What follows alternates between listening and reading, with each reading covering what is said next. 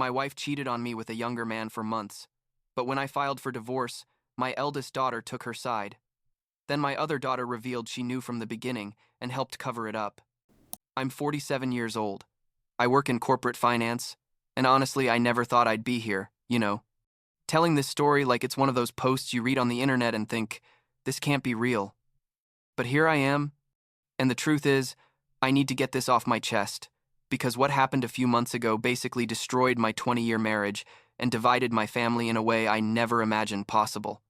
And the worst part, what really has me unable to sleep well, is that it wasn't just my wife who betrayed me, but also one of my daughters, and that pain is different. You know what I mean?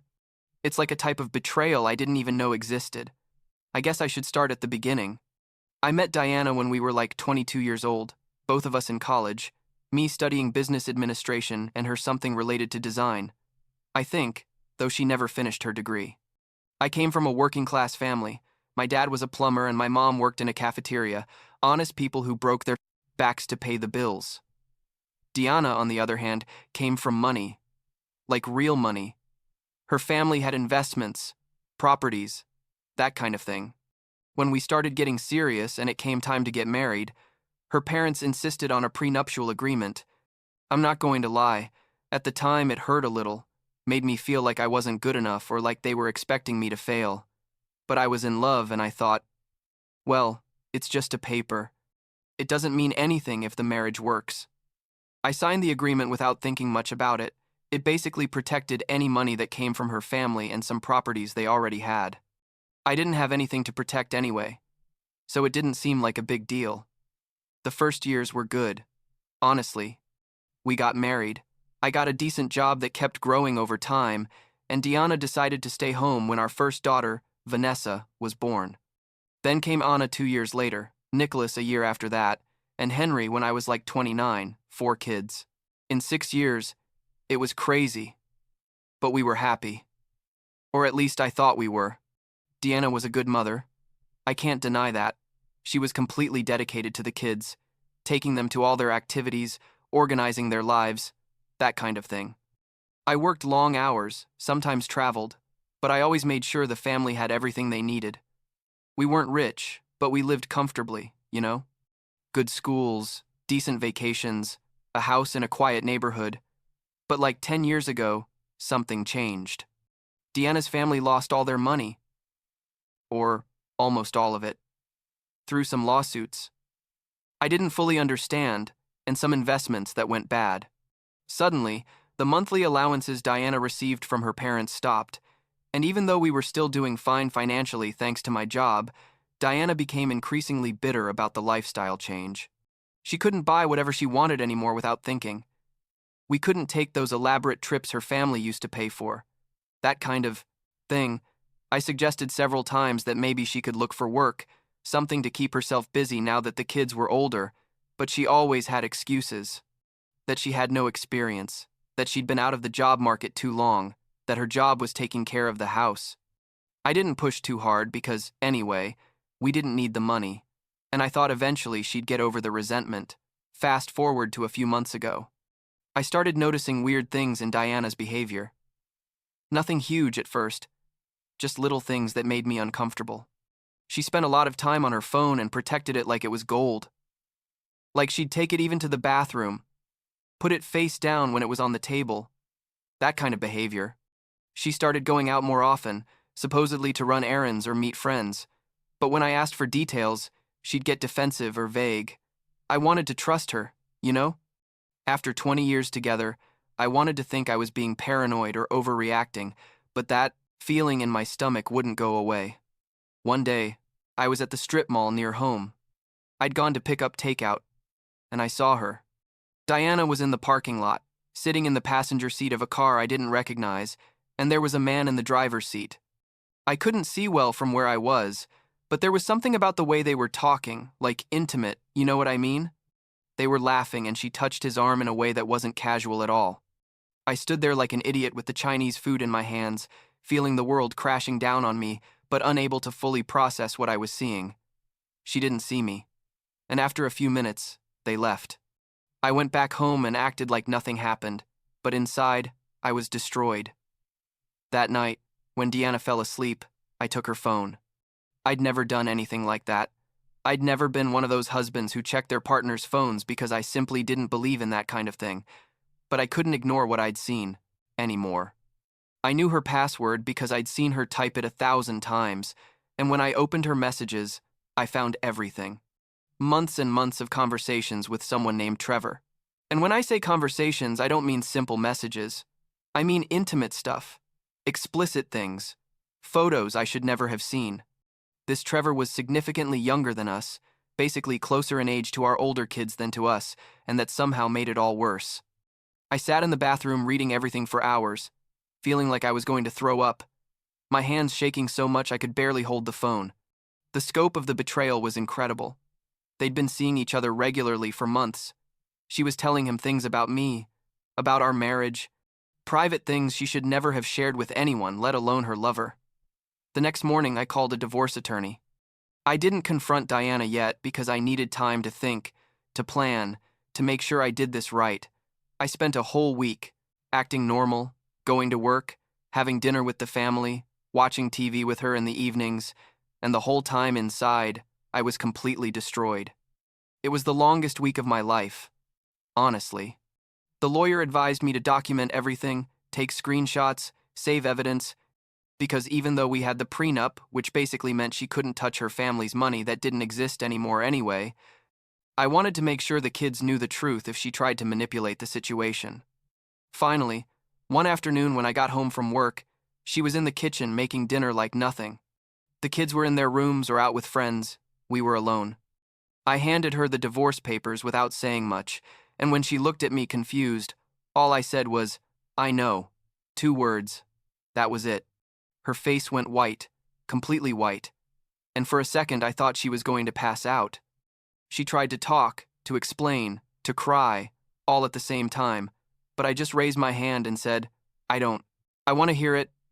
My lawyer will be in touch with you.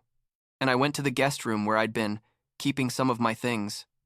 What happened next was a nightmare. Diana told the kids that I was giving up on the family over one mistake, that I was being cruel and inflexible, that she'd made a slip but she loved me and wanted to fix things. She basically tried to paint me as the villain, like I was the one destroying our family out of pride or stubbornness. The kids reacted in completely different ways, and that's when I really started to see who was who in this situation. Henry, my youngest son who's 18, immediately took my side. He's the most straightforward of all my kids, like he has no filter and says things as he sees them. And when he found out what his mother had done, he basically cut off contact with her. He told her to her face that what she'd done was unforgivable, that she'd destroyed the family, and that he didn't want to talk to her. Anna, who's 20 and has always been the quietest and most reserved, didn't say much at first but stayed close to me, asked me how I was doing, made sure I was eating, that kind of thing.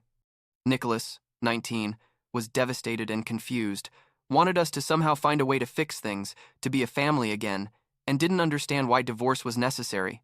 He's sensitive, has always wanted everyone to get along, and this situation destroyed him. And then there was Vanessa, my oldest daughter at 22. From the beginning, she took her mother's side in a way that surprised and deeply hurt me. They'd always been close, I knew that, but the way Vanessa attacked me was brutal. She confronted me a few weeks after Deanna was served with the papers, came to the house when she knew Deanna wasn't there, and basically demanded that I forgive her mother. She told me I was being proud, that everyone makes mistakes, that marriage requires work and forgiveness, and that I was destroying the family because of my ego. I explained, as calmly as I could, that this wasn't about pride or ego, that this was about betrayal and about the fact that the trust we'd built over 20 years had been completely destroyed. I told her that her mother hadn't made a mistake. She'd carried out a months-long relationship with another man, had lied every single day, had shared our bed with me while she was with him. But Vanessa didn't want to hear any of that.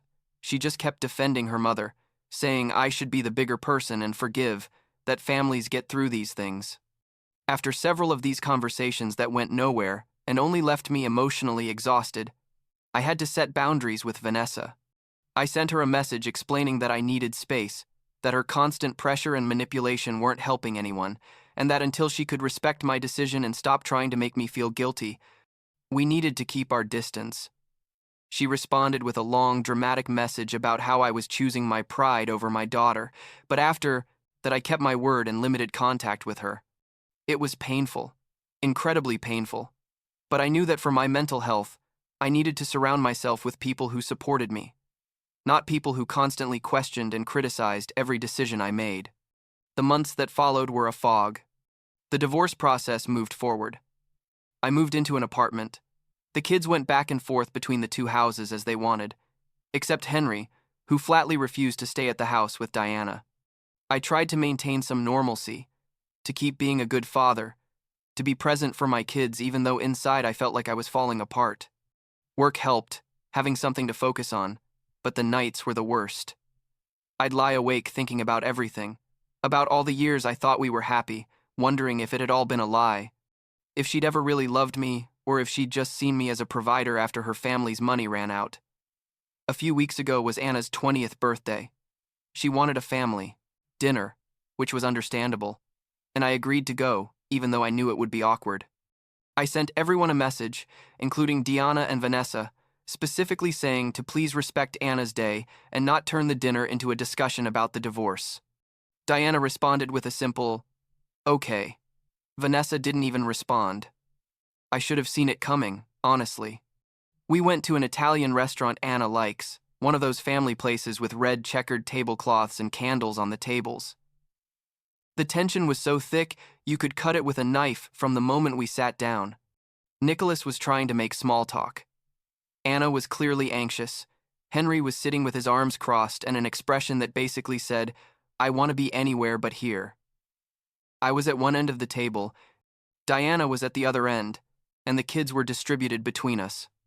Vanessa arrived late, as always, and when she got there, she kissed her mother on the cheek before sitting down, didn't even look at me. Dinner started quietly. We were all trying to keep the peace for Anna. We ordered food, talked about unimportant things, that kind of stuff. But then, just as they were serving our main courses, Diana decided to make a speech. She stood up with her wine glass in her hand and started talking about family, about how no matter what happens, we'll always be a family, about how love overcomes all obstacles, all this manipulative garbage that was clearly directed at me. I could see Henry turning red with anger, his hands gripping the silverware so tight his knuckles turned white. Before I could say anything, Henry exploded.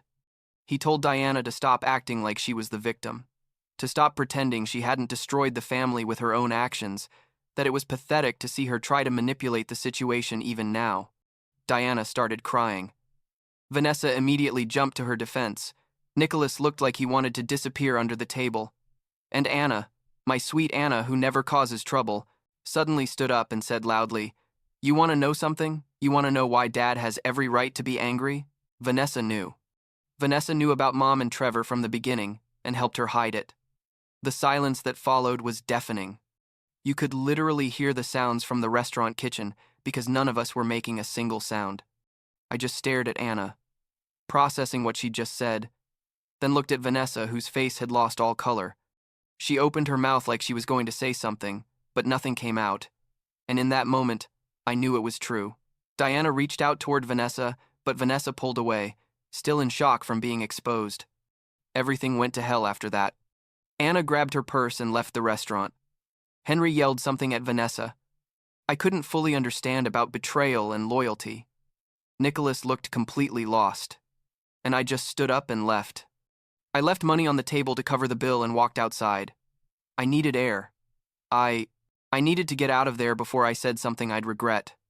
I heard Diana calling after me, but I didn't stop. I couldn't. I felt like if I stayed one more second, I was going to explode in a way that wouldn't be productive for anyone. The days following that dinner were probably the darkest since I discovered the infidelity. Knowing that Vanessa hadn't just been on her mother's side, but had actively participated in the deception, that she'd looked me in the face for months knowing what was happening and hadn't said anything, that she'd then had the audacity to come to my house and tell me that I was the problem, that I was the one destroying the family, was a type of betrayal I didn't know how to process. It's different when your partner betrays you. It's horrible and devastating. But there's a precedent for that, you know? It happens. People get divorced. They move on.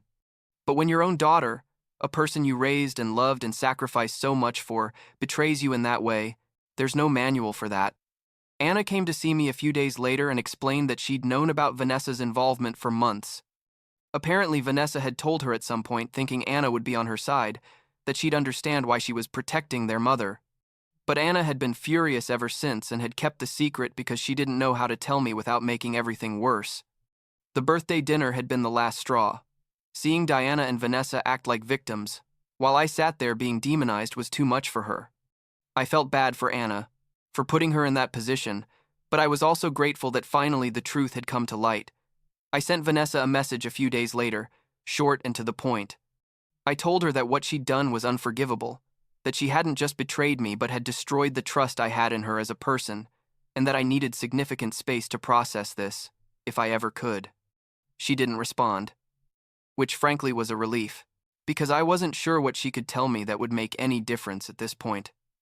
Right now, 3 weeks after that birthday disaster, I'm trying to find some kind of balance. The divorce is being finalized.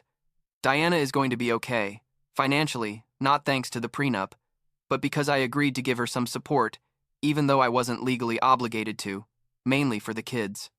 The prenup, her parents insisted I signed 20 years ago, is ironically not worth much now that they have nothing to protect, but I decided not to be vindictive about it. I don't want to be that kind of person. I don't want my kids to see me destroy their mother just because I can. Henry lives with me in the apartment. Anna comes often and keeps me updated on her life. Nicholas is trying to navigate the situation as best he can, and I respect that, even though it hurts that he can't just be on one side. Vanessa, I haven't heard anything from her directly, only what Nicholas occasionally mentions, that she's living with Diana and apparently as bitter as ever. Part of me wonders if we'll ever be able to repair that relationship, but honestly, right now, I don't have the emotional energy to think about it. I'm focusing on the kids who are here, who support me, who understand that what happened wasn't my fault, and that my decision to divorce wasn't about pride or lack of love, but about self-respect and mental health. What surprises me most about all this, what I really didn't expect, is how a family can divide so completely because of one person's decisions. For 20 years, I thought we'd built something solid, something that could withstand anything, but it turned out everything was built on a more fragile foundation than I thought. And now here I am, at 47 years old, starting over, trying to figure out who I am as an individual after 2 decades of defining myself as a husband and father. It's terrifying and liberating at the same time, if that makes sense. Last week, Henry asked me if I'd ever forgive Diana or Vanessa. I told him the truth, that I didn't know. That forgiveness is complicated. That it's not just deciding to not be angry anymore, but rebuilding trust that was completely destroyed, and that I wasn't sure if that was possible or even desirable. He nodded, understood, and then asked me if I was okay. I told him I was getting there, day by day, and that having him and Anna and knowing that at least some of my kids understood the situation made everything a bit more bearable. He was quiet for a moment, and then said, "You're a better father than Mom was a mother in all this," and that almost broke me because coming from him, with all his cynicism and toughness, it meant everything. I guess in the end all I can do is move forward, focusing on the relationships that can be saved and accepting that some things are broken beyond repair. I don't know what my life will look like in a year or in 5 years, but I know I can't keep living in the past, analyzing the moment of my marriage, trying to find the signs I missed. Diana made her choices, Vanessa made hers, and I'm making mine. And for now, that has to be enough.